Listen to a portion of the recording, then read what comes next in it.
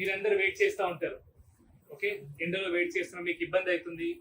నేను 12 o'clock ఎందుకు వస్తా, లేట్ ఎందుకు వస్తా అంటే నేను తపస్సు చేస్తాను. తపస్సు, ఓకే, మెడిటేషన్ ఎందుకు చేస్తా అంటే నేను అది చేస్తే మనకు మెంటల్ పీస్ ఉంటుంది. ఓకే, మనం ఏదైనా పని చేస్తే అది సక్సెస్ఫుల్ అవుతుంది. మనము మెడిటేషన్ చేసి తపస్సు లెక్క చేస్తే దాంతో మనం చేసే పని కూడా ఏదైనా సక్సెస్ఫుల్ అవుతుంది. నేను చేసే పని ఏంటి, మిమ్మల్ని చూడడం.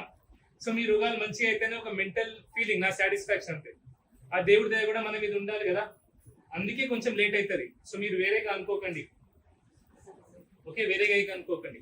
అది చేయడం పెద్ద కష్టమేం కాదు, మీరందరూ కూడా చేయొచ్చు. ఇలా మెడిటేట్ చేస్తే ఏమవుతుందంటే మనం రియాక్ట్ కాము, రెస్పాండ్ అవుతాం. ఏదైనా మనకు ముందు పని వచ్చింది, ఎవరేదో ఏమో అన్నారు మనకు, సడన్ గా రియాక్ట్ కాము, ఆలోచించి ఏది కరెక్టో ఆ మాటని మనం చెప్తాం. సో దానివల్ల ఏమవుతుంది, గొడవలు కావు, మనకు కోపాలు రావు. మనకు కోపాలు రాకపోతే 90% మన కష్టాలు అన్ని పోయినట్టే. మన వల్లనే అన్ని కష్టాలు. ఎదుటోడు ఏమన్నాడో దాని వల్ల మనకేం ఇబ్బంది లేదు, ఆ మాటని మనం ఎట్లా తీసుకుంటామో దాని వల్ల ఇబ్బంది. నేను పడుకున్నప్పుడు ఎవడైనా వచ్చి నన్ను తిట్టిననుకో, నేను లేచిన అనుకో, తర్వాత నిద్రలో లేచిన నాకేమైనా అయిందా? నేను మేల్కున్నప్పుడు వాడు తిట్టిననుకో నాకు కోపం వచ్చింది. ఎందుకు? నేను మేల్కున్నప్పుడు వాడు తిట్టిన తిట్టు నేను తీసుకున్నా కాబట్టి. అదే నేను పడుకున్నప్పుడు వాడు నాకు 100 తిట్లు తిట్టినా నేను అది తీసుకోలేదు. సో మనం ఏ వస్తువునైనా సరే, మన లైఫ్ లో ఏ కష్టాలు వచ్చినా, కోపాలు వచ్చినా, ఇబ్బందులు వచ్చినా మనం ఎట్లా తీసుకుంటాం దాని మీద డిపెండ్ అవుతుంది. కష్టం వచ్చింది, ఇబ్బంది వచ్చింది, దానికి మనం ఎట్లా రెస్పాండ్ అవుతాం దాన్ని బట్టి ఉంటది. కొందరు మంచిగా తీసుకుంటారు, కొందరు చెడుగా తీసుకుంటారు.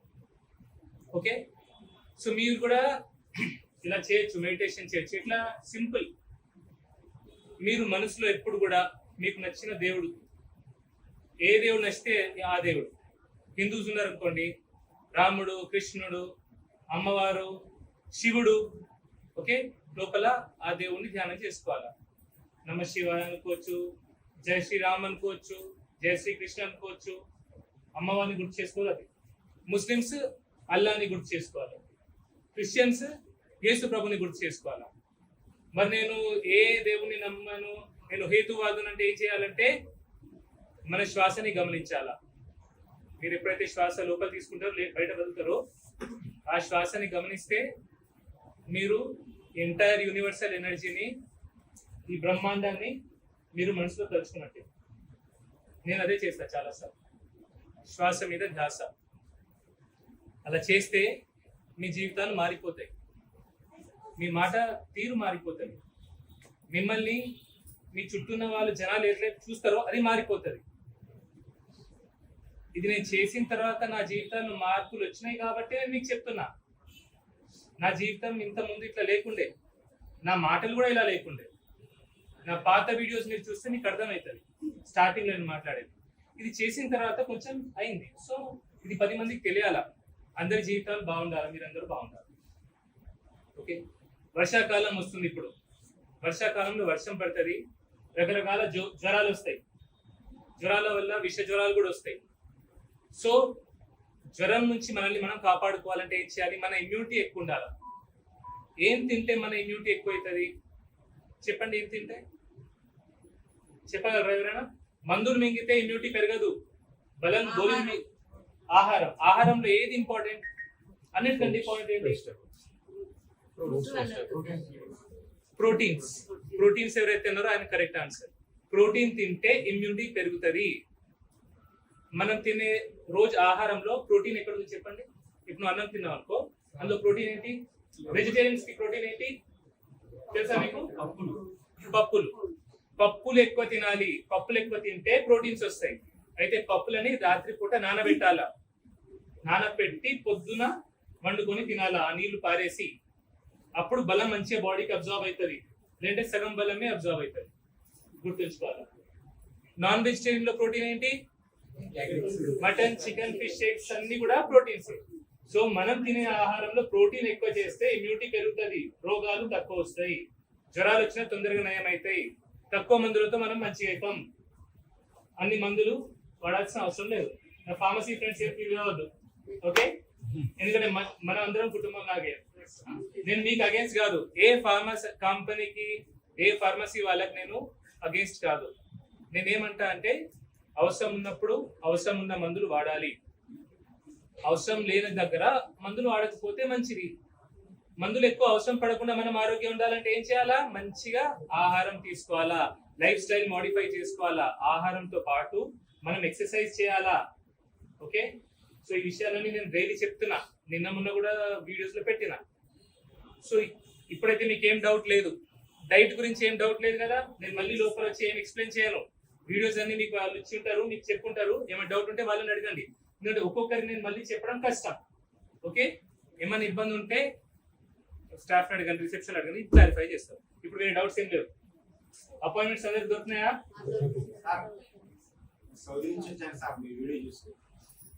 సౌదీ నుంచి వీడియో చూసి వచ్చారు, అపాయింట్మెంట్ లేకుండా వచ్చారా బాబు? సంతోషం, I'm very happy. Thank you.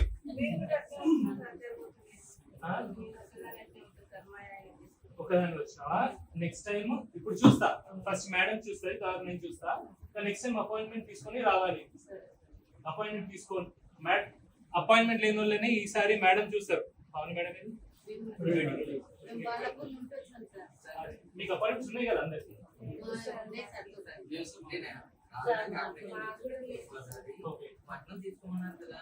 ఏది తీసుకున్నాను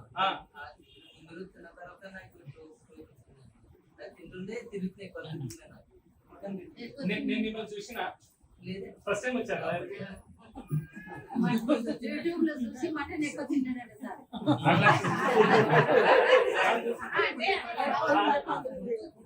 ఫస్ట్ బాగా తినేది తిన్నారు.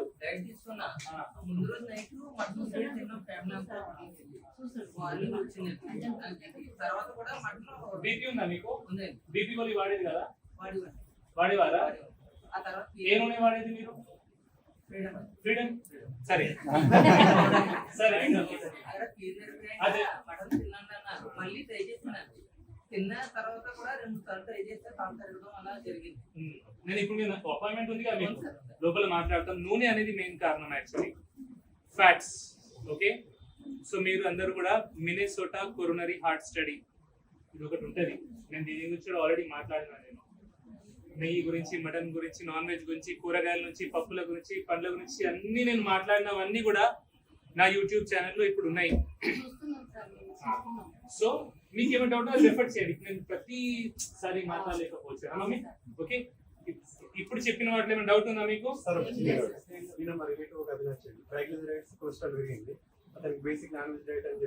ట్రైగ్లిజరైడ్ పెరగడానికి మెయిన్ కారణం కార్బోహైడ్రేట్స్. నేను చెప్పే డైట్ లో కార్బోహైడ్రేట్స్ తక్కువ ఉంటాయి కాబట్టి ట్రైగ్లిజరైడ్ ఆటోమేటిక్ తగ్గుతుంది. సో నాన్ వెజ్ ఏం కాదు, రైస్ ఎక్కువ తినొద్దు. కార్బోహైడ్రేట్స్ అంటే రైస్, రొట్టె, జొన్న, మక్క, రాగి, ఎక్కువ ఫ్రూట్స్ కూడా కార్బోహైడ్రేట్స్ కన్వర్ట్ అవుతుంది. ఏదైతే గ్లూకోజ్, ఫ్రక్టోజ్ లా కన్వర్ట్ అవుతుందో దాని వల్ల ట్రైగ్లిజరైడ్స్ పెరుగుతాయి. ఓకే, ట్రైగ్లిజరైడ్ పెరగడానికి కారణం షుగర్స్ అంటే గ్లూకోజ్, ఫ్రక్టోజ్ అట్లాంటివి, సూక్రోజ్, అది ఎప్పుడు పెరుగుతుంది? కార్బోహైడ్రేట్స్ తీసుకుంటే పెరుగుతాయి. మీరు ఫ్యాట్ తీసుకున్నా, ప్రోటీన్ మరీ ఎక్సెస్ తీసుకుంటే అవుతుంది, కానీ అదర్వైజ్ పెరగదు ట్రైగ్లిజరైడ్. ఓకే, ఇంకా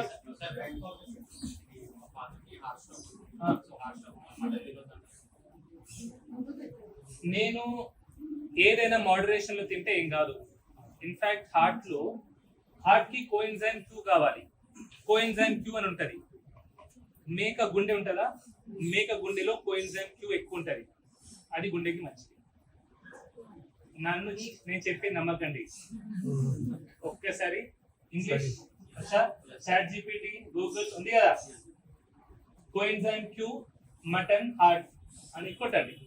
ఓకే, లేదు మన తాతలు ముత్తాతలు ఏ నూనె వాడిర్రో ఆ నూనె వాడితే మంచిది. అప్పుడు ఆలివ్ ఆయిల్ ఇండియన్ కుకింగ్ కి పనికిరాదు. మనం ఫ్రైస్ అవన్నీ చేస్తాం కదా, ఇంత టెంపరేచర్ పనికిరాదు. ఓన్లీ సాలెడ్స్ కే ఆలివ్ ఆయిల్ పనికి వస్తుంది. ఓకే, ఇండియన్ కుకింగ్ కి ఆలివ్ ఆయిల్ పనికిరాదు. ఇంకా మీ తాతగారు తిన్నారా? మీ ఫాదర్ తిన్నారా? తినలేదు. గానుగా పట్టించిన పల్లి లేదా నువ్వుల నూనె మన తాతలు ముత్తాతలు తినరు. నెయ్యి కూడా తినరు. సో నెయ్యి, గానుగా పట్టించిన పల్లి, నువ్వులు లేదా కొబ్బరి నూనె ఇన్ మోడరేషన్ తినండి. నెయ్యి, పల్లి, నువ్వులు, కొబ్బరి. 4 కీళ్ళ నొప్పున్న వాళ్ళు నెయ్యి, పల్లి, కొబ్బరి నూనె వాడితే మంచిది. కీళ్ళ నొప్పున్న వాళ్ళు, ఇది కూడా నేను ఆల్రెడీ వీడియోస్ లో చెప్పిన. ఇవ్వండి 4 ఆయిల్స్ కూడా కొలెస్ట్రాల్ ఉండవు సార్. 4 ఆయిల్స్ లో కూడా కొలెస్ట్రాల్ ఉండవండి. కొలెస్ట్రాల్స్ లో రకరకాలు ఉంటాయి. ఏ కొలెస్ట్రాల్, హెచ్డిఎల్ కొలెస్ట్రాలా, ఎల్డిఎల్ కొలెస్ట్రాలా, ఎల్డిఎల్ లో లార్జ్ బాయింట్ కొలెస్ట్రాలా, స్మాల్ డెన్స్ కొలెస్ట్రాలా, ట్రైగ్లిజరైడా, ట్రైగ్లిజరైడ్ బై హెచ్డిఎల్ రేషియో ఎన్నో ఉంటాయి. జస్ట్ కొలెస్ట్రాల్ కొంచెం పెరిగిందని భయపడిపోదు. 65 ఏళ్ల తర్వాత కొలెస్ట్రాల్ కొంచెం ఎక్కువ ఉంటేనే మంచిది నా దృష్టిలో. నేను చూసింది నా పేషెంట్స్ లో. ఓకే, మినిసోటా కొరోనరీ హార్ట్ స్టడీలో కూడా 65 సంవత్సరాల తర్వాత కొలెస్ట్రాల్ కొంచెం ఎక్కువ ఉంటేనే మంచిదని తేలింది. అదొక double blind randomise control trial. So అది పనిచేస్తుంది. నా పేషెంట్స్ కి పని చేయడం నేను చూస్తున్నా. సో నేను అదే సజెస్ట్ చేస్తాను. ఓకే, అంతే. Thank you sir. Me channel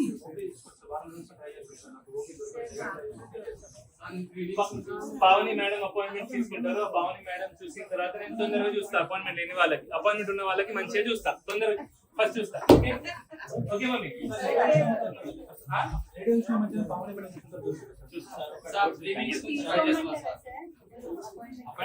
అక్కడ పావని మేడం స్టార్టింగ్ ఎక్కువ వాడడం వల్ల స్టంట్ వేసుకున్న వాళ్ళకు స్టార్టింగ్ ఎక్కువ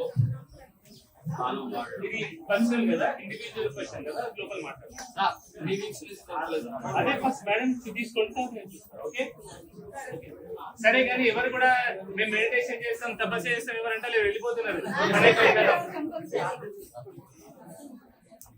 మీకు ఇష్టమైన దేవుడు ఎవరు?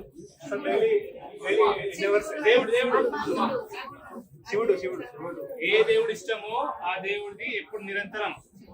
ఎక్కువ మాట్లాడకండి. మీతో మాట్లాడేటప్పుడు కూడా లోపల తలుచుకుంటూ కూడా మాట్లాడొచ్చు. మీ ఓపిక. మెడిటేషన్ అంటే ఇప్పుడు మాట్లాడేటప్పుడు తలుచుకుంటున్నా అంతే. మనం మాట్లాడుతూ కూడా లోపల దేవుని తలుచుకుంటే మెడిటేషన్ చేసినట్టే. దేవుణ్ణి నమ్మిన వాడు చెడిపోడు, మనిషిని నమ్మిన వాడు బాగుపడు.